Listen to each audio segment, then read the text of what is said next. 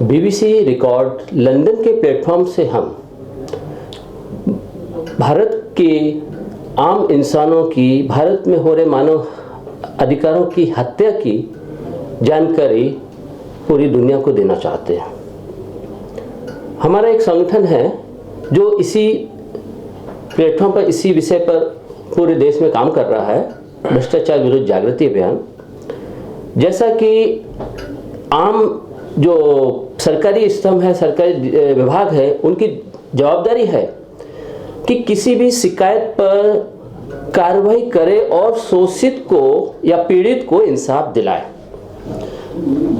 और इसके लिए हमारे देश में कई ऐसे ईमानदार, कई ऐसे विसिल ब्लोअर्स, कई ऐसे आर्ट एक्टिविस्ट लोग काम कर रहे हैं, आवाज़ उठाने की कोशिश कर रहे हैं, डिपार्टमेंट से जानकारी ले रहे हैं और लोगों को इंसाफ दिला रहे हैं। मगर हो क्या रहा है, ऐसे लोगों को अलग अलग विषयों पर अलग अलग तरीके से टॉर्चर करके, उनके ऊपर फॉल्स केस डालकर, कुछ ना कुछ करके उन्हें प्रताड़ित किया जा रहा है और उनके आवाज को दबाया जा रहा है। इसी प्रकार से हमारे पास एक मामला जैसे आया, हम लोगों का मेन तरीका है कि अगर पीड़ित ने शिकायत की है कोई और उस पर कार्रवाई नहीं हो रही है, तो हम लोग उस अधिकारी, हम लोगों को सीधा हम लोग लॉजिक लेकर चलते हैं कि यहाँ पर दोनों अधिकारी और अपराधी दोनों आपस में साठगांठ कर चुके हैं, भ्रष्टाचार पनप रहा है। ऐसी स्थिति में हम एक पेपर बम फेंकते हैं। पेपर बम हमारे इस तरीके के रहते हैं जिसमें हम अधिकारी के डायलॉग वगैरह ये सारी चीजें हम लोग डालते हैं उसमें। जैसे कोई, मैं संविधान को अपनी ठोकर पर रखता हूँ। एक ये ACP है सचिन गुप्ता, इसने कुछ मैटर में किया है जिसके बारे में थोड़ा सा बताएंगे। इसके लिए हम डायलॉग लिख देते हैं, जैसे उसने बोला, मैं संविधान को अपनी ठोकर पर रखता हूं, मैं पूरी भ्रष्ट IPS की लॉबी मेरी रक्षा के लिए अपनी बहु बेटियों को भी आगे कर देगी। आरोपी रिश्वतखोर खाद्य इंस्पेक्टर ने भी अपनी बहन को दलाल बनकर झूठी FIR दर्ज कर, मतलब ऐसे हम पेपर बम फेंकते हैं। इसी तर्ज पर एक पीड़ित का हम लोगों के पास मामला आया था। बहुत सारे मामले हैं, एक पीड़ित का आया। उस पीड़ित के अकाउंट से, पेटीएम अकाउंट से कुछ पैसा गायब कर दिया गया। उसकी शिकायत की पुलिस अधिकारी को, लेकिन उस पर कोई कार्रवाई नहीं हुई। जब यह मामला हम लोगों के पास आया तो हमारे विसिल ब्लोअर साथी मिस्टर मुकेश ठाकुर ने उस मामले में कुछ कार्रवाई की, मगर उस वक्त सामने जो दोषी पकड़ में आया वो दोषी था एक पेटीएम एजेंट अमृतपाल सिंह उर्फ विक्की, ये दोषी था। जब इसको पकड़ में आया और इसके खिलाफ एक्शन लेने की कोशिश की गई तो इसका एक भाई है रिश्वतखोर, फूड इंस्पेक्टर, खाद्य इंस्पेक्टर, ये सामने आ गया और ये क्या कहता है कि मैं पुलिस कमिश्नर के साथ बैठकर दारू पीता हूं, तुम मेरा कुछ नहीं बिगाड़ सकते, मैं तुम्हारे ऊपर 4 FIR कर दूंगा। और इसने कर दी, 4 FIR कर दी। जब इसका हमने पेपर बम फेंका और सब काम किया तो इसने 4 FIR हमारे मुकेश ठाकुर के ऊपर कर दी। और किस तरीके से करी वो इनका हम थोड़ा सा तरीका देखें, और थोड़ा सा मैं ये चीज बताना चाहता हूँ कि सिस्टम किस तरीके से चल रहा है और किस तरीके से FIR हुई। FIR का मैं बाद में बताता हूँ, एक सिस्टम की बात करता हूँ। यहाँ पर ही खेल चल रहा है, ये लुधियाना शहर का मामला है तो वैसे पूरे भारत में ही लगभग सभी जगह ये सब चल रहा है खेल। अभी मैं यहाँ कहीं लुधियाना की बात करता हूँ। यहाँ से मारा पीटा, उठाया, बिना कागज, बिना इसके, बिना उसके, कोई भी जानकारी, किसी को इंटीमेशन, किसी को कुछ भी नहीं दिया गया, एक पेपर नहीं दिखाया गया। उठा करके लेकर गए एक CIA ऑफिस, क्रिमिनल इन्वेस्टिगेशन अकादमी, वहां पर एजेंसी, उसमें जगह पर जहां पर गुंडे मवालियों को मारा जाता है, वहां हमारे इस विसिल ब्लोअर साथी को, मुकेश ठाकुर को लेकर गए और उसके पीड़ित को लेकर गए और वहां पर बुरी तरह इनको मारा गया।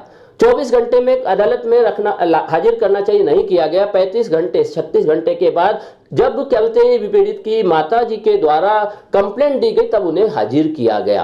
अब यहाँ आगे देखिए क्या खेल है इन लोगों का, वो समझिए।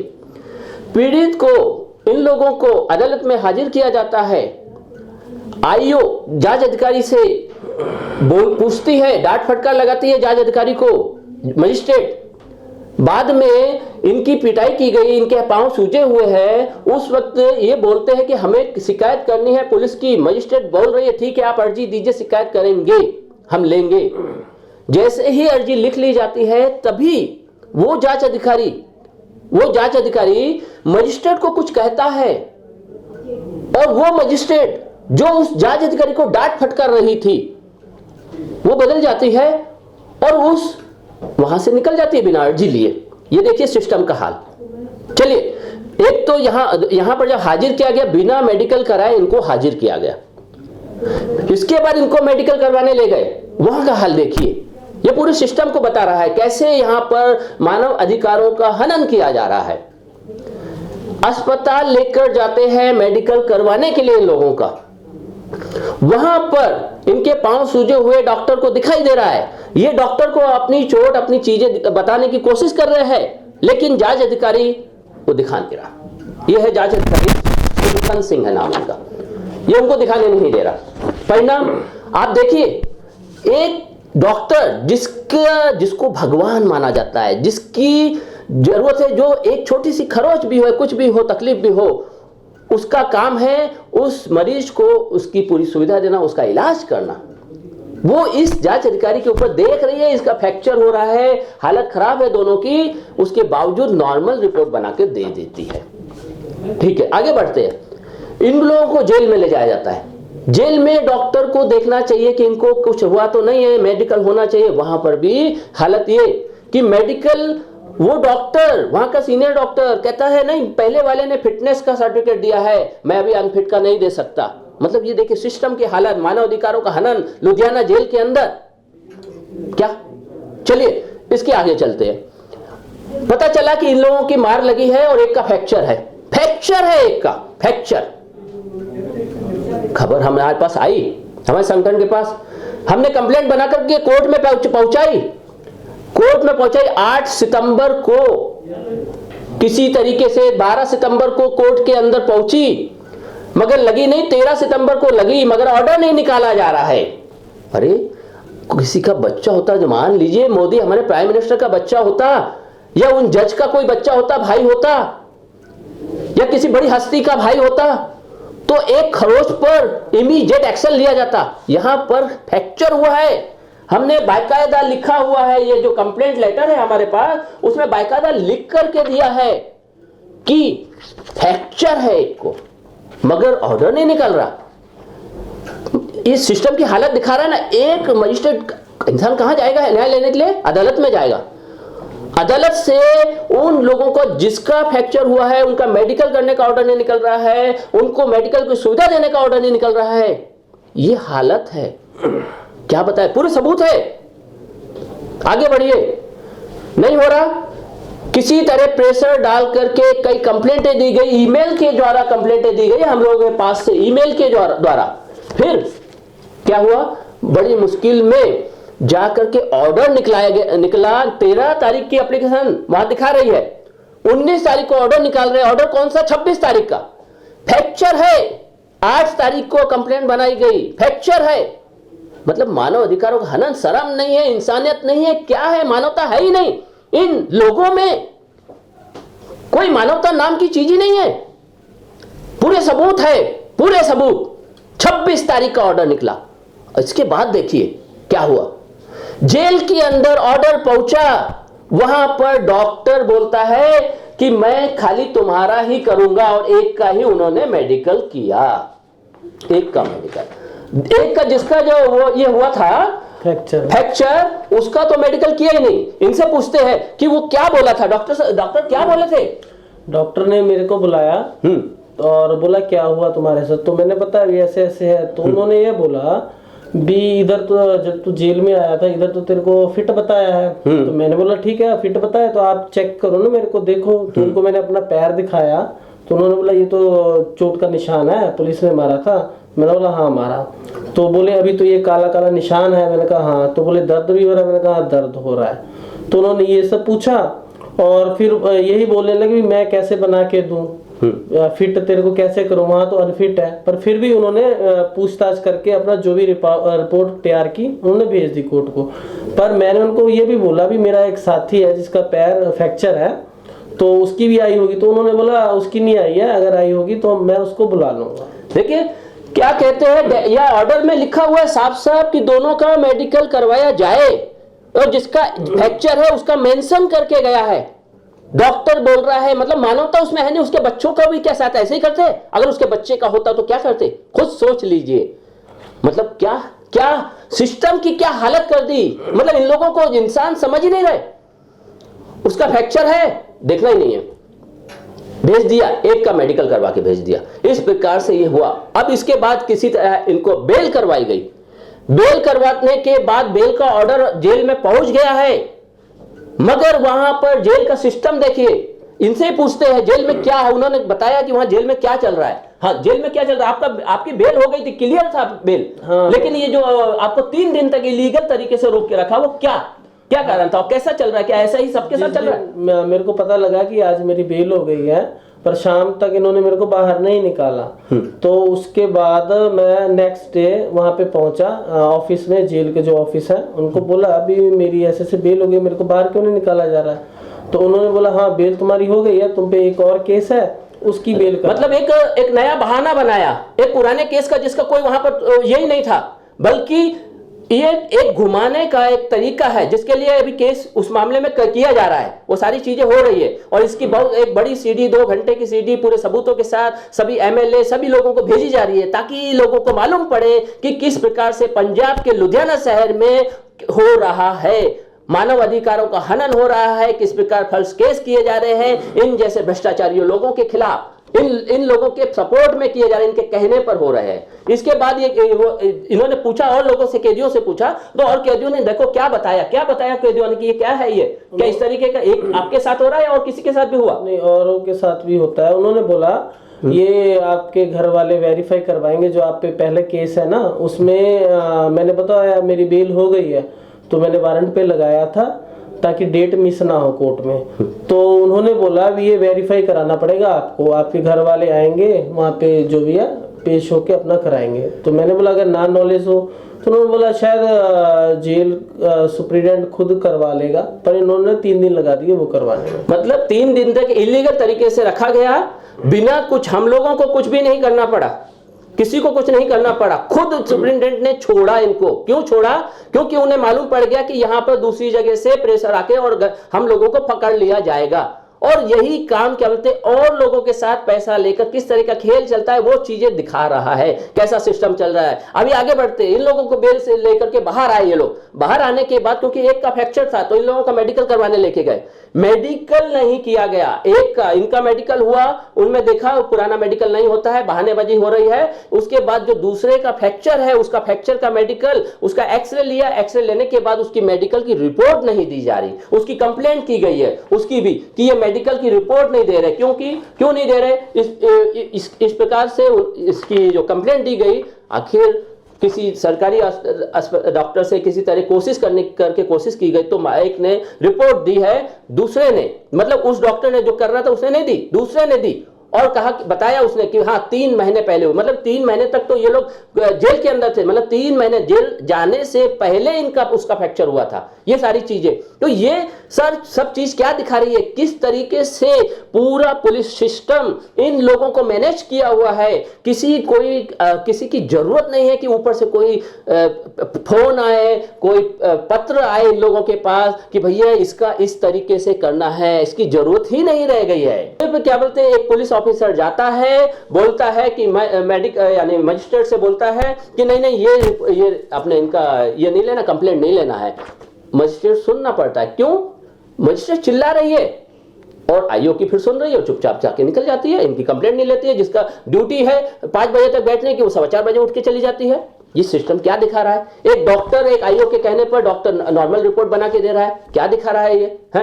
एक डॉक्टर जेल के अंदर वो सही होनी चाहिए, जो सही रिपोर्ट देनी चाहिए, वो रिपोर्ट देने से घबरा रहा है। क्या है ये सिस्टम को खराब कर रहा है, सिस्टम को बता रहा है ना कि किस तरीके से का सिस्टम चल रहा है यहाँ पर। इसके बाद बाहर आकर के रिपोर्ट लेने की कोशिश कर रहे, रिपोर्ट नहीं ले रहे डॉक्टर। तो ये तो है एक सिस्टम, नॉर्मल सिस्टम की हमने एक बात बताई। अभी हम आते हैं इनके जो मेन मामले में, इनके ऊपर 3 एफआईआर दर्ज की गई। सिंपल सी, किसने करी? एक जो एसीपी है वहां के, उन्होंने करी थी। ये है एसीपी सचिन गुप्ता, इन्होंने 3 एफआईआर करवा दी। किसके कहने पर? ये खाद्य इंस्पेक्टर है, खाद्य इंस्पेक्टर सुखदेव, इसके कहने पर। अब कैसे कराई है उसको मैं सिर्फ 2 मिनट का है। इसके द्वारा इनकी बहन, मतलब इसकी बहन को इस्तेमाल किया। इसकी बहन के द्वारा एक कंप्लेंट लिखाई गई और उसमें कंप्लेंट में लिखा है कि मेरे को धारदार हथियार से मारा और मुझे खून निकला। साथ में एक मेडिकल रिपोर्ट डाली है उसने, और मेडिकल रिपोर्ट में लिखा है कोई भी धारदार हथियार इस्तेमाल नहीं हुआ, खून और खून नहीं निकला। ये दोनों रिपोर्ट एक दूसरे को क्रॉस कर रही है। सिंपल सा है, फल्स केस है। मगर ये एसीपी भ्रष्ट, क्या कहा जाएगा, एक वर्ड आता है हरामखोर। हरामखोर वर्ड बोला जाता है। ये हरामखोर वर्ड किसको बोला जाता है? जो एक से पैसा लेकर दूसरे के लिए काम करता है। मतलब जनता के पैसों के टैक्स से ये लोग अपना परिवार चलाते हैं, जनता के द्वारा दिए गए टैक्स से, मगर काम ये लोग अपराधी के लिए करते हैं। तो ऐसे व्यक्तियों को क्या कहा जाता है? हरामखोर। इसकी कंप्लेंट हमने इसी तरीके से भेजी है, डीजीपी को भेजी, सीपी को भेजी, सबको भेजी, और ये कंप्लेंट भेजने की वजह से इन लोगों को इलीगल तरीके से उठाया गया और मारा पीटा गया। ये होगी पहली कंप्लेंट। पहली कंप्लेंट पूरी तरह फल्स, सिंपल सा। आगे देखते हैं, डीजीपी साहब को भेज दिए, उसमें कई हमारे पास अपने चीफ सेक्रेटरी को भेजा गया है, प्राइम मिनिस्टर से चीफ सेक्रेटरी को भेजा गया है, सुप्रीम कोर्ट से भेजा गया है, राष्ट्रपति से भेजा गया, इस मामले की जांच हो। अभी तक जांच नहीं हुई है। दूसरी कंप्लेंट में ये सुखदेव, इसके द्वारा हुई है, ये भ्रष्ट रिश्वतखोर। इसने क्या लिखा है बयान में कि मेरे भाई को डरा धमका कर उसके मोबाइल से पैसों का लेन देन किया और फिर मेरे भाई को ब्लैकमेल कर रहे हैं ये लोग। ये है, इसके ऊपर एफआईआर दर्ज कर दी गई। अभी इसी का दूसरा बयान देखिए आप, जो इस बयान से पहले उसने दिया था कमिश्नर को। उसमें वो बोलता है मेरे भाई का इनके साथ कुछ लेन देन था जिसे उसने क्लियर कर दिया, मगर फिर भी ये लोग ब्लैकमेल कर रहे हैं। इस प्रकार के ये दोनों ही बयान एक दूसरे को क्रॉस कर रहे हैं, जबकि पीड़ित की कंप्लेंट तो उस टाइम से 2 महीने पहले की है। पीड़ित की कंप्लेंट जो कहता है, जिसने क्या बोलते हैं, जिसके अकाउंट से इलीगल तरीके से इसके भाई यानी अपने धोखेबाज जो कहते हैं चोरी करने वाला, इसके द्वारा पैसा निकाला गया, उसकी कंप्लेंट पहले से है। मगर इसकी कंप्लेंट पर एफआईआर हो जाती है और इस पर 2 महीने पहले से कंप्लेंट की गई है, इसके ऊपर कोई एफआईआर नहीं दर्ज हो रही है। ये हो गई दूसरी एफआईआर। देख लीजिए, झूठी है। कोई भी दुनिया का कोई भी अदालत बोल दे कि हाँ ये सच्ची है, हम लोग फांसी पर चढ़ने को, हमारा पूरी संस्था के सभी सदस्य फांसी पर चढ़ने को तैयार हो जाएंगे। चलिए तीसरी एफआईआर इनके पिता के द्वारा लिखी गई। क्या लिखा गया कि मैं घर के सामने खड़ा था तो ये दोनों मुझे देखे आए और मुझसे ब्लैकमेल करने लगे, मुझसे 2 लाख 3 लाख रुपए मांगने लगे। मैं डर गया, मेरी जेब में 2000 रुपए था, मैंने वो निकाले, इन लोगों ने छीन के ले गए। ये तीसरी एफआईआर है। ऊपर कैमरे लगे। अभी इसी एफआईआर को, इसको देखते हुए इसके बयान को देखिए और इसकी बहन के द्वारा दिए गए बयान को देखिए। हमारे पास सारे प्रूफ है, सब सबूत है और सब हमने डीजीपी सबको भेज दिए। वो बयान पहले वाली एफआईआर में बयान देती है कि इन लोगों ने मेरे भाई के साथ झगड़ा किया था, इसलिए हमने अपने घर के सामने कैमरा लगा लिया, वीडियो बनाया। वो वीडियो आपने कहीं दिया भी था इनके एक उसमें। तो अभी जब इतना बड़ी दुर्घटना हुई, इतना बड़ा आपके पिता ने आरोप लगाया कि क्या बोलते हम मेरे को ब्लैकमेल कर रहे थे, मेरे से पैसा छीन के ले गए, तो वहां पर दे देना चाहिए था इमीडिएट, नहीं दिया। साथ में दूसरी कंपनी का भी कैमरा लगाया वहां पर, वहां से दे सकते थे, कुछ भी नहीं। क्योंकि पूरी रिपोर्ट, पूरी कहानी, पूरी शिकायत झूठी है। इसी वजह से ये सब, और इसके अलावा तो बहुत सारे सबूत है। ये एक छोटा सा ब्रीफ के रूप में हमने बताया है। इसमें हमने बहुत सारी आरटीआई डाली, बहुत सारी कंप्लेंट की है, और इन लोगों के हमने कार्टून, ये पूरे ये सब चीजें, इसमें ऐसे एसएमएस ऐसे ये सब इसलिए भेजे गए थे ताकि इनकी नींद, डीजीपी साहब की नींद खुल जाए। उसमें हमने क्या क्या वर्ड लिखे थे वो आप सोच करके हैरान हो जाएंगे कि क्या क्या है। जैसे डीजीपी साहब को सीधे सीधे चुनौती दी कि भगत सिंह को गोरे अंग्रेजों ने फांसी दी थी, पंजाब के डीजीपी को खुली चुनौती, पेपर बम फेंक कर भ्रष्टाचारियों को बेनकाब करने वाले आज के भगत सिंह व व्हिसिल ब्लोअर मुकेश ठाकुर को भी इन काले अंग्रेजों के द्वारा फांसी देनी ही पड़ेगी, तभी ये मुहिम बंद होगी। ये सब करना पड़ रहा है हम लोगों को। क्यों कर रहे हैं हम लोग? हमें जरूरत नहीं है ये सब करने की। अगर मानव अधिकारों का हनन ना हो यहाँ पर इस देश में, आपने देखा होगा 9/2/11 हुआ था अपने यूएसए में, जब वर्ल्ड ट्रेड सेंटर पर हमला हुआ था, उसके बाद क्या आज तक वहां पर हमला हुआ? नहीं हुआ। वहां पर ऐसा आतंकवादी हमला हुआ इस टाइप का कुछ हुआ नहीं। क्यों? क्योंकि वहां पर तकनीकी सबूतों का सहारा लिया जाता है। वहां पर किसी भी अपराधी को डंडे का सहारा लेकर के इस्तेमाल नहीं किया जाता है। वहां के लोग अपना क्रेडिट कार्ड का नंबर आपको दे देंगे, आप भारत में होंगे ना तो भी दे देंगे, उन्हें डर नहीं है आपसे। क्यों? क्योंकि वहां की पुलिस तकनीकी सबूतों का इस्तेमाल करके डंडे का इस्तेमाल नहीं करती है और अपराधी को पकड़ती है। और अपराधी के मामले में अगर गलती हो जाती है तो उससे माफी भी मांगती है, जैसा कि एक मामले में हुआ, एक जज ने खुद खड़े होकर के माफी मांगी कैदी से, बोला कि क्या बोलते मुझसे माफ करना, मेरी लोअर अदालत ने आपके हक को मारा, मतलब आपको बेल मिलनी चाहिए थी, आपको बेल नहीं दी। तो ये सब चीजें बाहर के देशों में हो रही है और अगर वहां पर मानव हनन ना होने देने की कोशिश की गई है तभी जाकर के वहां पर आज अपराध मिटे हुए हैं। हम चाहेंगे आप लोग हमारे देश का जो भी ये हो रहा है, हम अपने देश के दुश्मन नहीं हैं। ये स्थिति हमें ये दिखा रही है कि गोरे अंग्रेज इससे अच्छे थे, वो कम से कम हम उनको मार सकते थे, हम उनको बोल सकते थे, जैसे दाऊद है, दाऊद हमें लूटेगा तो हम दाऊद को गोली मार सकते हैं, दाऊद को हम कुछ भी कर सकते हैं। लेकिन यहां पर इन भ्रष्ट नेताओं या इन लोगों को हम मार नहीं सकते, इन लोगों के ऊपर हाथ नहीं उठा सकते, इन लोगों को हम मार नहीं सकते। क्यों? क्योंकि काले अंग्रेज है। इन लोगों को हम कानून के दायरे में रह करके ही इनके ऊपर हमला कर सकते हैं, हम उन्हीं का संविधान का ही उपयोग कर सकते हैं, हम वही करना चाहते हैं। ऐसे ही गोरे अंग्रेज थे तो गोरे अंग्रेज गलत कर रहे हैं तो सब लोग जानते थे ये गलत कर रहे हैं, तो हम उनके खिलाफ सबके सब इकट्ठे हो सकते थे। आज इनके खिलाफ इकट्ठा होना एक कंफ्यूजन पैदा कर रहा है कि ये लोग क्या कर रहे हैं। तो हम लोग चाहते हैं पूरा वर्ल्ड, पूरा देश हमारा साथ दे और हमारे देश में भी उसी प्रकार से मानव अधिकारों को ये हो ख्याल रखा जाए और उसको ये मिले, प्रोत्साहन मिले।